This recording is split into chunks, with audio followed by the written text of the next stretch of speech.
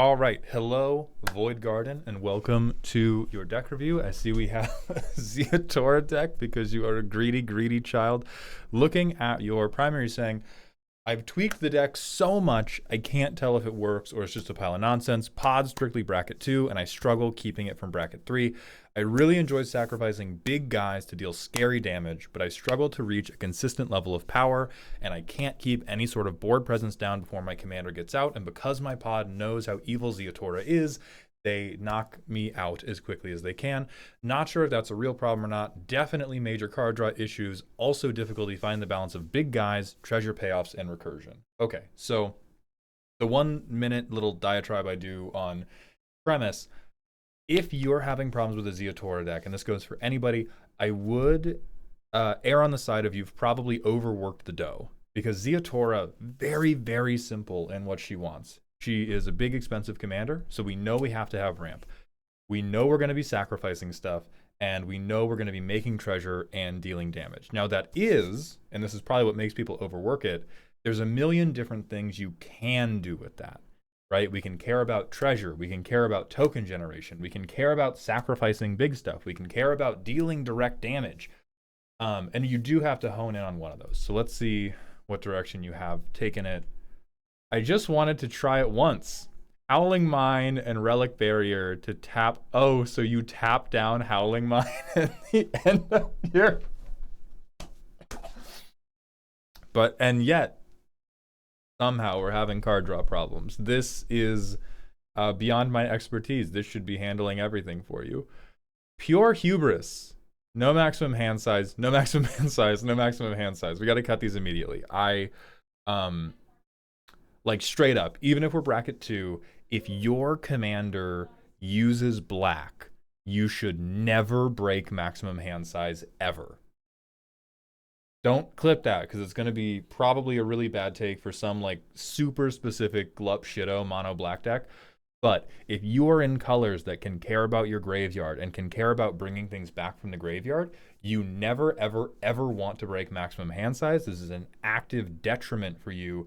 You would much rather pick your best 7 cards and go like, oh, look, here's Coco Show. Oh, no, I discarded it. Whatever will I do, bro?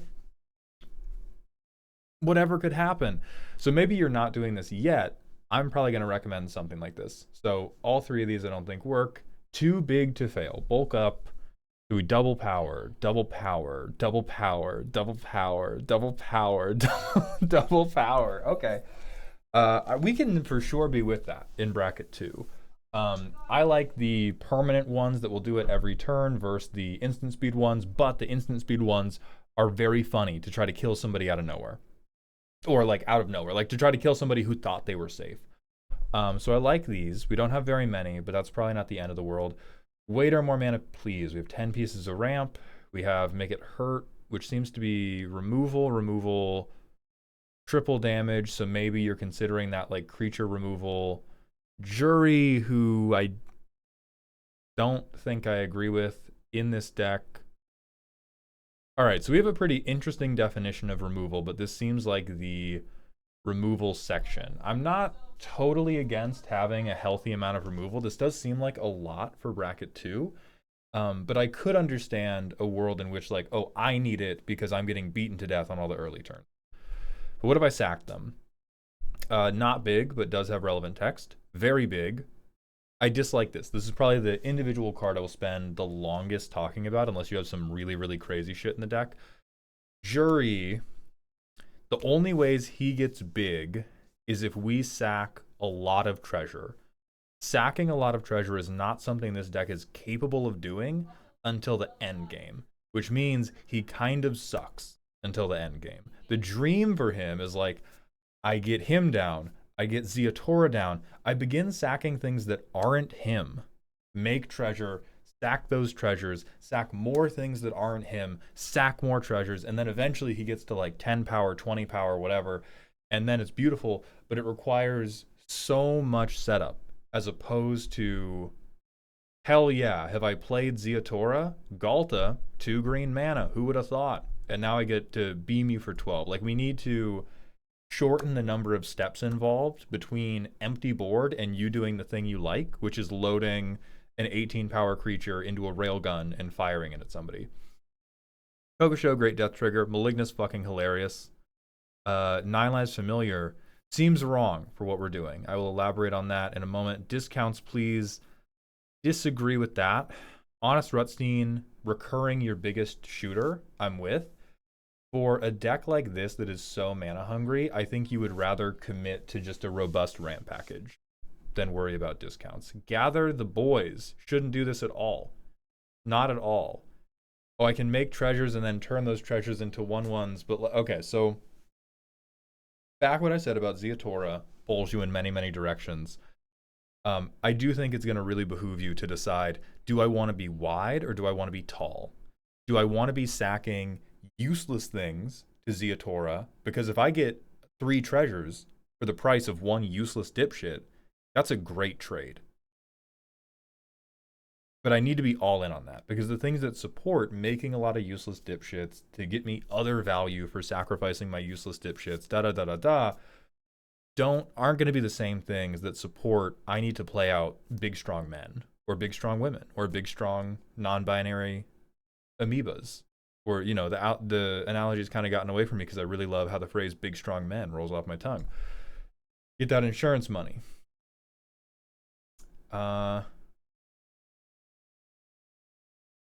Okay, I can almost see the vision here, and you're almost right, but I think what's happened here is we have word clouded too much. Like, we haven't thought about what does it actually look like for the deck to be working. We've just gone, okay, I'm sacrificing stuff. That means sacrifice is an important word. I'm dealing direct damage. That means damage multipliers, like damage is an important word. I care about treasure tokens. That means treasures and tokens are important words. And we haven't thought about what is the specific thing that I want to do as often as possible. And if the specific thing is I want to play a big shithead, and then I want to sacrifice that big shithead to hit you really hard, we can do that very simply. But you have to cut most of the deck. I'll be frank with you. Money on my mind. All of this is garbage.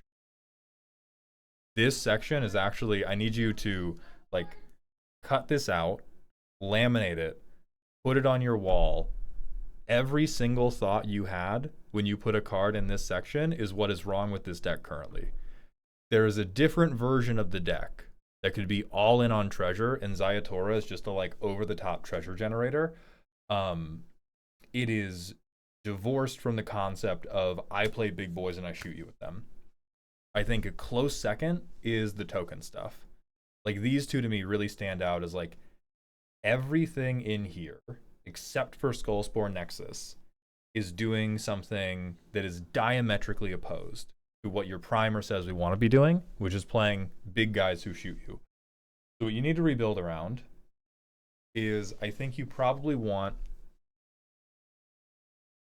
10 ways to ramp on turn 1, 10 ways to ramp for 3 mana. That is my stock recommendation to fix a really greedy curve. So you have some of these already. I would take Farseek, I would tape it to a rock. I would spend 8 months lifting weights, eating protein, chicken and rice every day. Get a personal trainer. After 8 months, throw that copy of Farseek as fucking far as you can. Okay? Because what you don't need is fixing. Yeah, you have 3 pips, but your 3 pips are at 6 mana. Like, you're gonna have so many lands in play, you probably have these pips taken care of.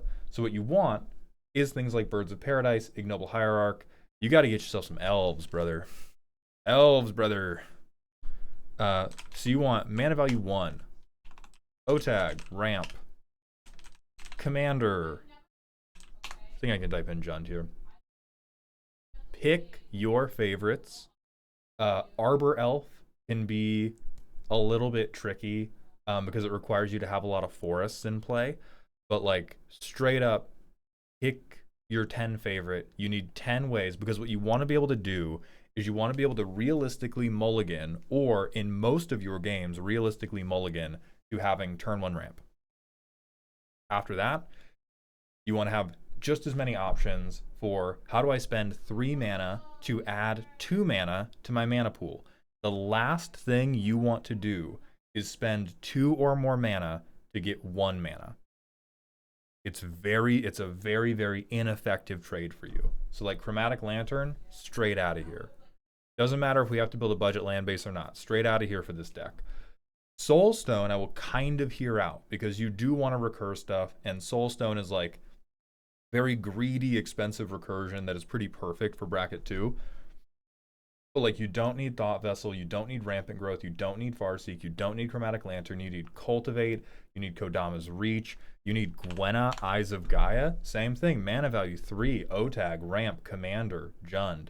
Don't look at these two. I know you looked at these two previously, you gotta stop. Cultivate, Kodama's Reach. You could do Harrow, but this only nets you up 1, it just sacrifices a land. Entus Restoration is probably a little bit better for you because you are probably going to have the bodies in play, or you're probably going to have a creature big enough to trigger that. Even Worn Power Stone will work for you. You could Palladium Mirror.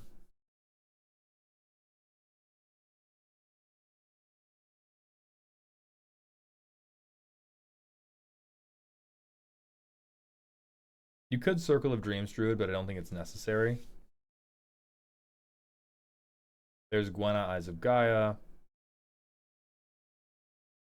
Shit, you could even try Awakening Zone. I really don't believe in it, but you could go for it. You could Bitterthorn, you could Llanowar Tribe. Llanowar Tribe probably doesn't work for you. This one is probably a bridge too far in the Pip situation. Snip, snip. Forget that I told you that. You could fucking Somberwald Sage if you want to be a big stompy deck. So once you figure out that like 10-10 split of here's my ramp, you may change that over time. You may shave some of these. But what I'm saying is, like, if we want the curve to work, that is the starting place. After that, you probably need 15 things that you would like to sacrifice or just play that are just your big dipshit. And like, the reason I'm not modifying the deck list right now is because I'm dead ass recommending you cut every single card in this deck except for Too Big to Fail. This is the place I think you got it right. I think you got it right half here, like Galta, Kokosho, Malignus, Yargle Multani, Chef's Kiss. It's like those 4 and these 6 build the backbone of the deck you told me about in the primer. Everything else can go. You probably bring these back in as well because removals is responsible. But like, bring in the responsible shit at the end. Get a deck that plays the way you like, and then I'm just... So we need 10 to 15 giant dipshits who we either are very happy to sacrifice to Ziatora, or we're just happy to play. And like, that we have other synergy in the deck that cares about having big dipshits. And so if they remove Ziatora, we're fine. So like, one of my favorite moderately sized dipshits who work really well with a big dipshit deck is O'Hare Caslam. Oh, I hit you? Check my library, flip a new big dickhead at you. If we want to be going for Ziatora,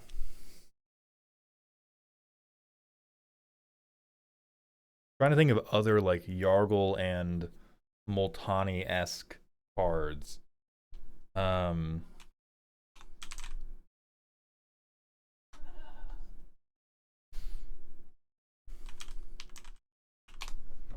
You can even just do Aganosaur, because like we theoretically want things that are going to be on either side of Ziatora money.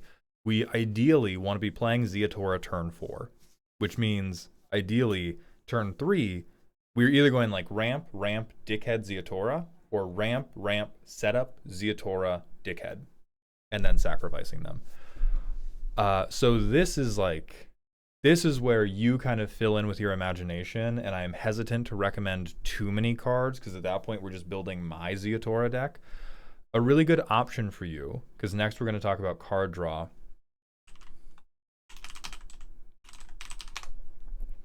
Consider these guys. Consider things that scale off of creatures in graveyards. Or either all cards in graveyards, creatures in graveyards, or just grow over time, because I think what you want for card selection is you want damn near everything from the OTAG mulch. And mulch is, I look at a couple cards, I get one to my hand, the rest go into my graveyard, because the over the top thing you want to do, ideally the plan for this deck is you go like, I ramp, I play a guy, I play Ziatora, sack that guy, I do something to refill my hand while also filling my graveyard, and in the late game, if I have not been able to shoot you guys enough, I cast something like Rise of the Dark Realms to win. Now, you don't have to do Rise of the Dark Realms if your playgroup has like a trauma response to the card. They've been printing a ton of like multi reanimate effects recently. There's Behold the Sinister Suyx, if you spell it wrong, or 6 if you spell it right, which gets 6 creatures from your graveyard back up. You can do Behold the Multiverse. If you are a Typal enjoyer, wrong one, Breach the Multiverse, so sorry. If you are a Typal enjoyer, which I am not, but you might be, there's like Haunting Voyage, there's like Patriarch's Bidding, there's other things that will mass reanimate. But that would be my goal for you, is I ramp into playing big guys who either swing or get thrown at you, and then I reanimate multiple guys.